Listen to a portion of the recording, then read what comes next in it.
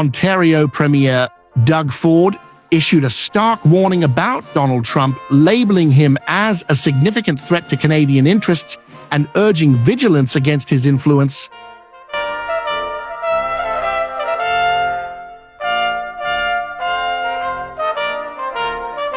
What's Doug going on the roof? Oh my God. Folks, can you believe that guy? What the heck is he up to? Just look at him. Keep an eye on him. Amateur hour. He's out of his gourd.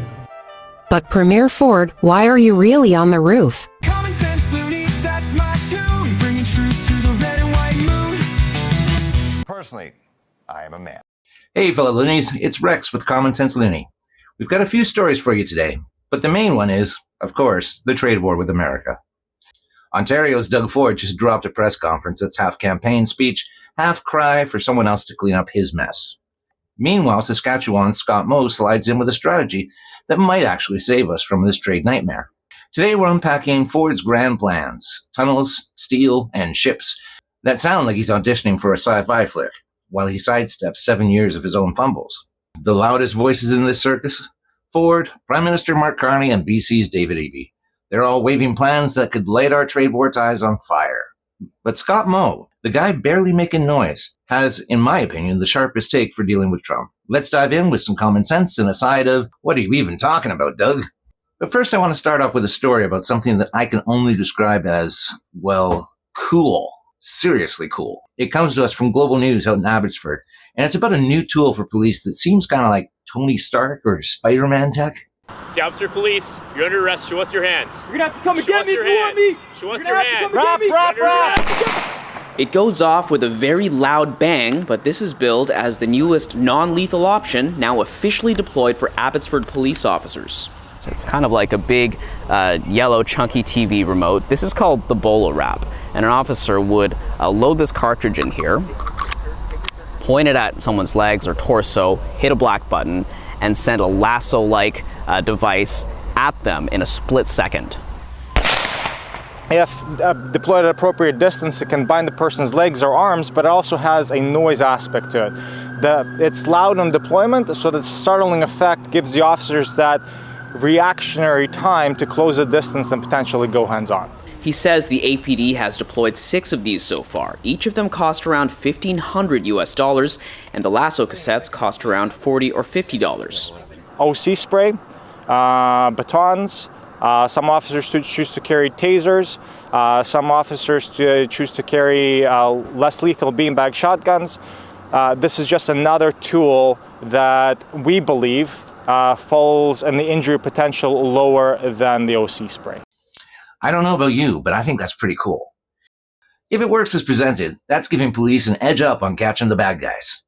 It would also reduce potential lawsuits or injuries. It seems pretty practical and effective, and also, I really, really want to try it. What do you think? Is this something you support? Do you want it nationwide? Let us know in the comments. Okay, let's get to Doug Ford. This guy manages to get in the news more than Sydney Sweeney. Anyways, Ford hit the stage in Thornhill, pitching a 3-layer tunnel under Highway 401 to unclog Toronto's traffic. Sounds cool, right? It would be if it wasn't a $130 billion pipe dream that hasn't even been studied, and something that experts say might save you 5 minutes on a good day. Your government studied a tunnel under the 401 back in 2019, and that it was found that it would only save 7 to 10 minutes and that there was a risk of roadway collapse. Premier, why didn't you mention that, number one? But more importantly, why are you seemingly going ahead with this tunnel given those troubling findings? Well, Richard, times have changed now. We're going to be at full capacity, and just because my favorite saying is just because it hasn't been done, it doesn't mean we can't do it. So we're going to move forward on that. Obviously, safety's number one. I've been talking about this tunnel since 2018, but now we're going to make sure we do testing all along the highway. But I can assure you one thing: you have 2 things to do. You either sit there, be stagnant, like a lot of governments did, and watch the capacity on all 400 series highways max out in 10 years, including the 407, or you think of the future, you think of 50 years down the road. We're building that tunnel as sure as I'm talking to you. Ford's been premier since 2018. That's 7 years. And GTA's roads are worse than ever. First, he delayed the Ontario line, then he axed high-speed rail, And now he's rolling out this tunnel like it's a brand new idea. Come on, Doug. You've had the keys to this car the whole time, and it's still stuck in first gear. Next on Ford's platter was Trump. I just want to go on record like I did when this whole thing started. I said the tariffs are coming, and they came all right. My next message is fasten our seatbelt. Kuzma, or USMCA, whatever you want to call it, he's coming at us hard. He is going to come at us with everything he has. He also took a swing at Trump's tariffs, warning they could torch the Canada-US-Mexico agreement and hurt both sides. True enough, but Ontario's still sending 75% of its exports to the US. 7 years to branch out, and we're as hooked as ever. Who's been steering this ship? But wait, Ford's got more. So the quota was 60%. Anyone in the world could put a sticker on, get cheap steel from China and put a sticker of their country on, ship it in, and then anything over their 60% quota, which was the highest, they used 2024, then they get tariffed. So we dropped it 10%. That's nothing. Let's drop it down to anything over 25%, they get tariffed. So I'll tell you, domestically, the U.S. Uses 70 to 80% of their steel. The EU is anywhere 65 to 75%. Do you know where Canada is, folks? We're at 35%. So 65% of the steel that's coming into our country is coming in from foreign countries. He's all in on steel, pushing to slash the tariff-free quota for foreign imports from 60% to 25%. Canada uses just 35% of our own steel. 65% of it comes from abroad, and that's often cheap Chinese stuff that's somehow less pricey even crossing an ocean. Ontario's got killer steel mills, Hamilton, Sault Ste. Marie, but they're losing out. Why? It's not rocket science. The federal carbon tax slaps $50 to $100 per ton on production. HST nibbles at costs, and Ontario's energy bills at 12 cents kilowatt per hour. That's no bargain. Not to mention sky-high GTA rents pushing wages up, and that means local steel is priced out. Ford could have tweaked energy policy or offset some taxes, but after 7 years, he's now waving the Buy Canadian flag. And here's the kicker. He calls Trump's tariffs a trade war and a rights violation. But his own plan to tariff foreign steel is straight out of Trump's America First manual. Doug, you can't bash the guy while you're photocopying his homework. Let's start building large ships that we know that the only steel company that can do those large sheets of steel is Algoma. We could support them. Let's do something big. Let's do something like aircraft carrier size that everyone benefits around the country and pick up morale, and that's what we need to do. But we need to do it faster, quicker, and immediately. We have to get rid of the red tape and regulations. Then Ford goes full Hollywood, suggesting we build massive ships, aircraft carrier-sized, to prop up the steelmakers like Algoma and boost morale. See, Canadians are down in the dumps. 60% of us worry about jobs and costs, and even Ford admits spirits are low. But seriously, aircraft carriers? That's a 300-meter floating fortress packing 50 planes, needing shipyards we don't have. Ontario's Great Lakes ports handle freighters, not Navy giants. We've got steel, copper, ore, but building a shipyard takes a decade and $5 to $10 billion. Ford says ditch the red tape, and he's not wrong. Environmental reviews drag on for years. Permits pile up, and GTA development charges, $100 to $200 per square foot, jack up costs 20% before a shovel even hits the dirt. Ford could have streamlined that with the Planning Act, or pushed municipalities harder, like he tried with Bill 23, but progress is glacial, and leaning on Carney to fix it feels like handing off the puck in overtime. Doug, you're the captain. Skate.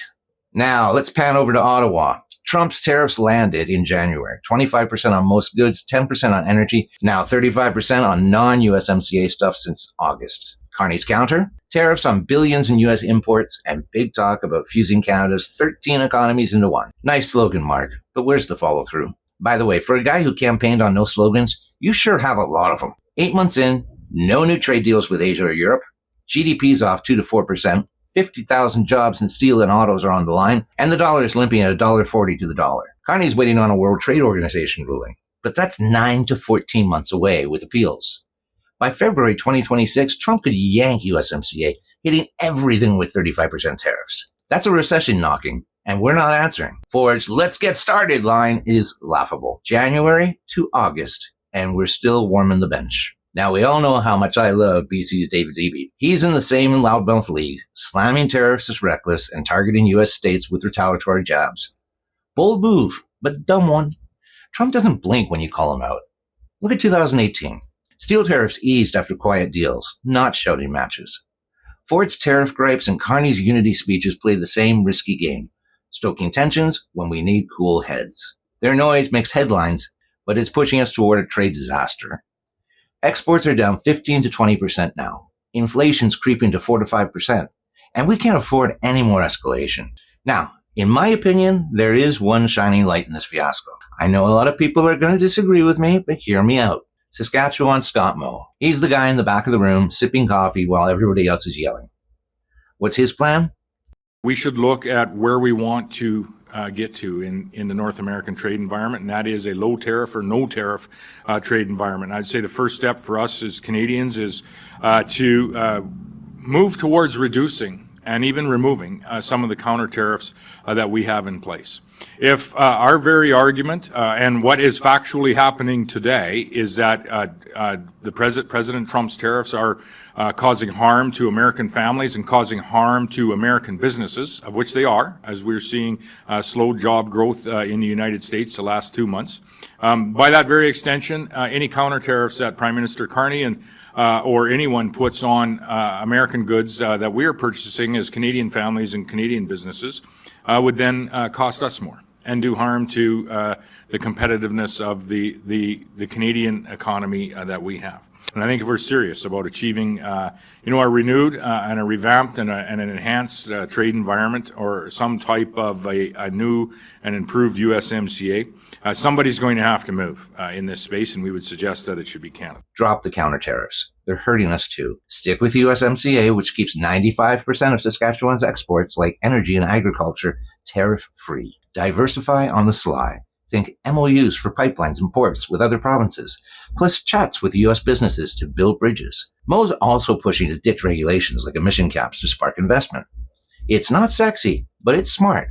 Trump's track record shows he cuts deals with folks who don't poke him publicly. Think Mexico's USMCA talks. Mo seems to be calm and deal-focused, which could score exemptions for Saskatchewan and maybe really cool things nationally, while Ford, Carney, and Eby risk a bigger brawl. So, loonies, here's the deal. Ford's out there selling tunnels, steel quotas, and ship fantasies like he just noticed Ontario's in a jam. But congestion, trade reliance, and high costs, those were brewed under his watch. Carney's preaching unity with no new markets. Eby's throwing punches that'll bruise us more. They're the loudest in this mess, but their plans could tank us. Mo's the quiet one, playing Trump's game the way Trump likes. Pragmatic. No drama. We need action. Cut the tape. Use our steel. Build for tomorrow. Trump's not waiting, and we shouldn't either. What's your call? Ford's noise, Carney's chatter, Eby's edge, or Mo's method? Drop it in the comments. Okay, our last story connects to this Doug Ford press conference in steel. It comes to us from Sue Starr. I guess that's Sault Ste. Marie. The title is, Canadian Steel Has No Practical Foreign Market Beyond U.S., says Algoma CEO. Well, the tariffs are still significantly impacting our business. I would say once the full effect of them plays out, it will effectively lock out Algoma and, frankly, other Canadian steel producers from the U.S. market. I think all of our business in the U.S. is contract-based, so we do have some contractual obligations that we are still fulfilling. But once those contractual obligations reach the end of the annual commitment cycle, we'll have little to no business in the U.S. if the 50% tariff continues. No business to speak of. There really are no practical foreign markets for Canadian steel other than the U.S. market. A little bit of our steel goes to Mexico, but not a tremendous amount. So for the steel capacity in Canada, if there's not economic access to customers in the U.S., and certainly with a 50% tariff there isn't, then we need to look to the domestic market. So there's some challenges there. So as we saw in the video, Algoma Steel CEO Michael Garcia drops a bombshell. Canada Steel's got nowhere to go but the U.S., eating 90% of our exports. Europe's slamming us with 25% tariffs, and Asia's drowning in cheap Chinese steel that we can't match. Trump's 50% tariffs are crushing mills like Algoma, threatening jobs and output. Garcia's begging Ottawa for trade deals, but says foreign markets are a fantasy right now. This ties into Doug Ford's presser, where he pitched cutting foreign steel quotas to 25% to boost Ontario's mills, since we only use 35% local steel. Sounds good, Doug, but why has it taken 7 years to notice? Your Buy Canadian talk won't open new markets, and you've let costs like carbon taxes choke our steel's edge. Garcia's warning shows us we're stuck, and your late-game ideas aren't enough. Mr. Ford, it's time to step up or step aside. What's your take? Comment below. All right, that's it for this one. Hit the like and subscribe if you're done with promises over progress. And as always, stay sharp, stay grounded, and stay loony. I'm here to cut through the haze, no disguise. Gonna open your eyes to politicians' lies. Canada's great, but led by wackos, it's true. Time for no nonsense, me and you. I'm the Common Sense Looney, hear my call. Ditch bingo night games, we'll fix it all. Common Sense Looney, that's my tune. Bringing truth to the red and white moon. Personally, I am a man.